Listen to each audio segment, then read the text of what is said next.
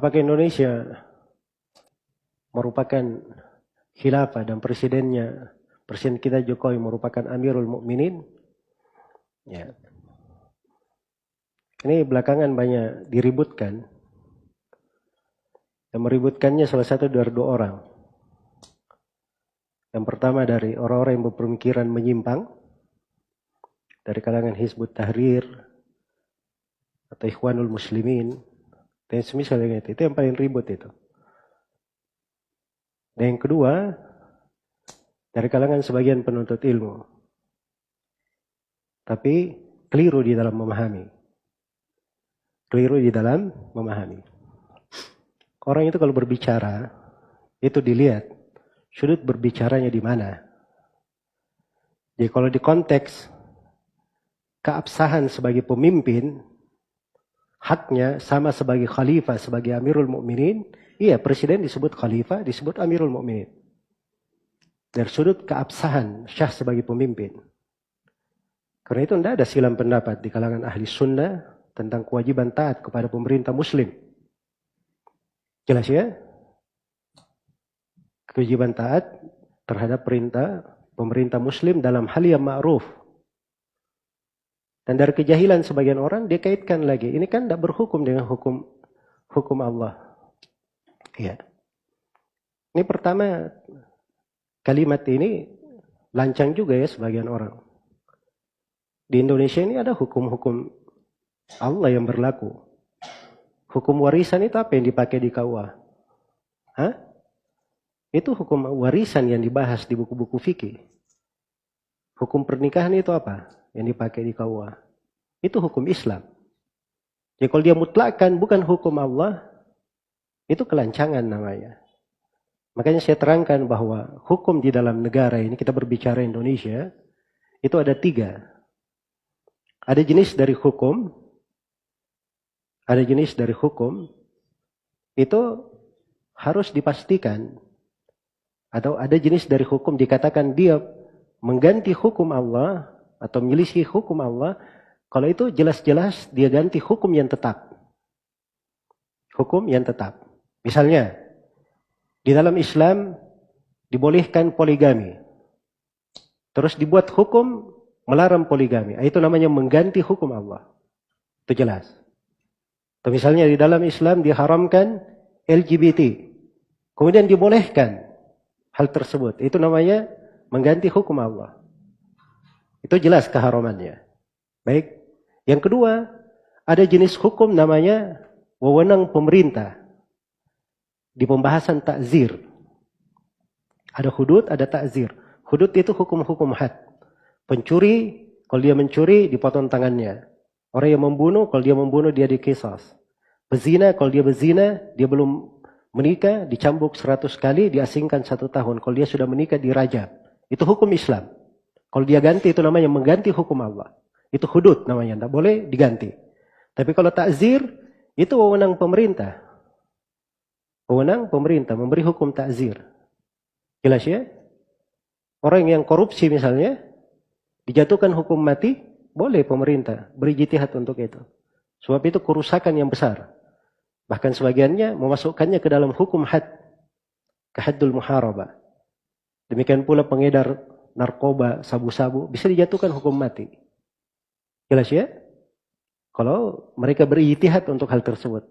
Atau misalnya ada orang yang melanggar di ketentuan dagang, dikasih sanksi begini. Itu hak pemerintah memberi sanksi. Wewenang. Jangan berkata, ini bukan hukum Allah. Keliru memahami itu. Terus yang ketiga, ada namanya kebijaksanaan pemerintah diizinkan di dalam syariat. Karena itu ada kaidah namanya, tasarruful imam fir ra'iyah manutun alal maslahah.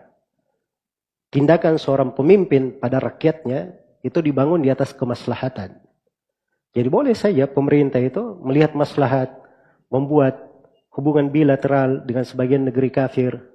Karena melihat maslahat, pemerintah memberikan aturan perniagaan begini, aturan investasi begini, aturan kesehatan begini. Boleh saja. Itu hal-hal yang mubah. Jadi jangan sedikit-sedikit berkata, wah ini hukum di Indonesia ini adalah hukum taugut. Ya, bukan hukum Allah. Terus seenaknya saja, yang paling lucu, paling fasih dia bacakan ayat. Wa man lam yahkum bima anzalallah faulaika humul kafirun. Baca lagi ayat setelahnya. Faulaika humul dhalimun. Dua ayat setelahnya. Faulaika humul fasikun. Terus diarahkan ke pemerintah. Ya. Ini yang mengarahkannya ke pemerintah ini, kalian pahami dari mana?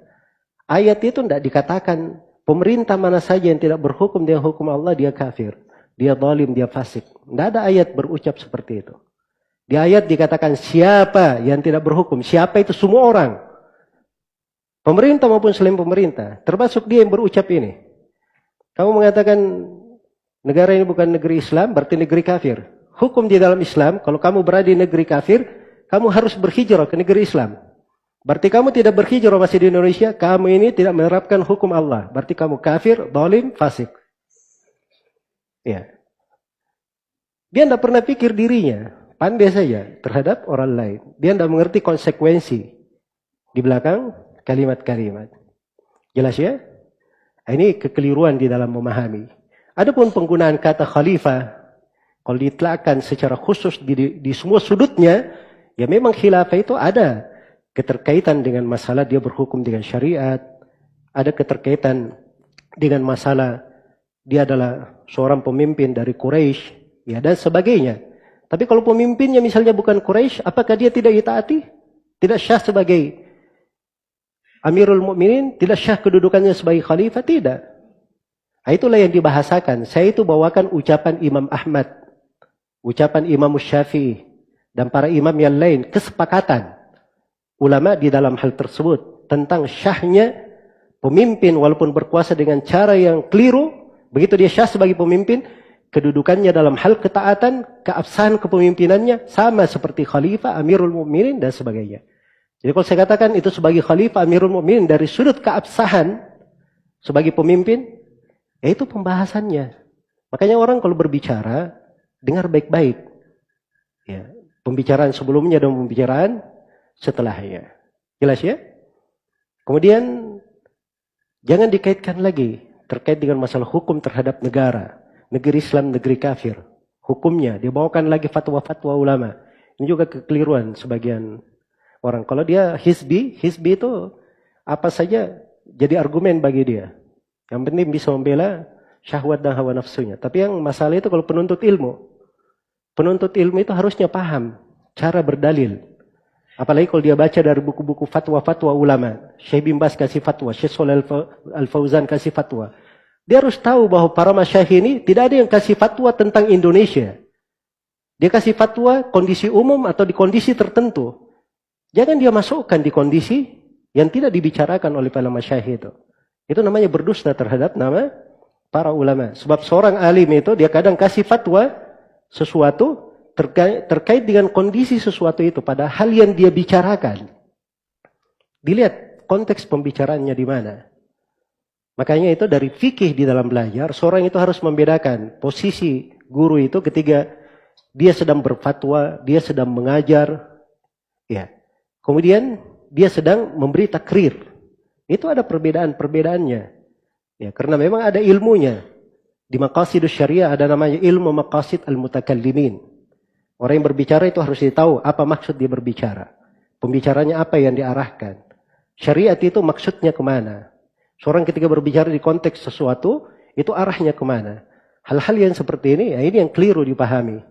Karena itu dari kegaduhan, saya lihat di belakangan ini, dari sebagian para penuntut ilmu, baru belajar sedikit, baca fatwa Syekh bin Baz, oh ini, Syekh bin Baz berkata begini, berarti kamu menganggap Syekh bin Baz jahil.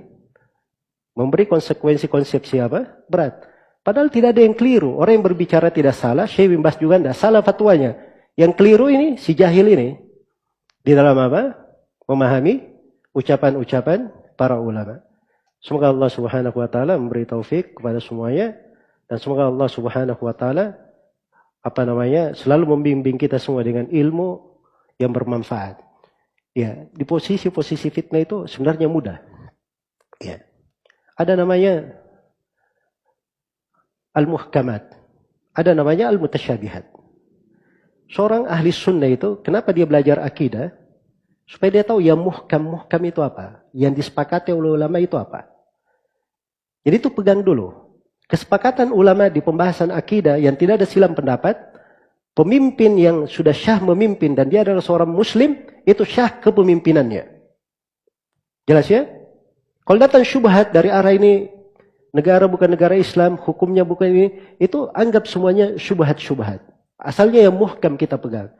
Adapun yang ini, kalau tidak jelas, nanti kalau ketemu dengan orang yang berilmu, tanyakan. Nanti orang yang berilmu akan terangkan. Tapi kalau dijatuhkan dirinya kepada syubhat, ini membawakan ucapan ini, membawakan ucapan ini, itu keliru cara memahaminya. Bukan begitu cara seorang membimbing diri di atas ilmu syar'i. Ya, semoga Allah Subhanahu wa taala memberi hidayah dan taufiknya kepada semua. Wallahu ta'ala.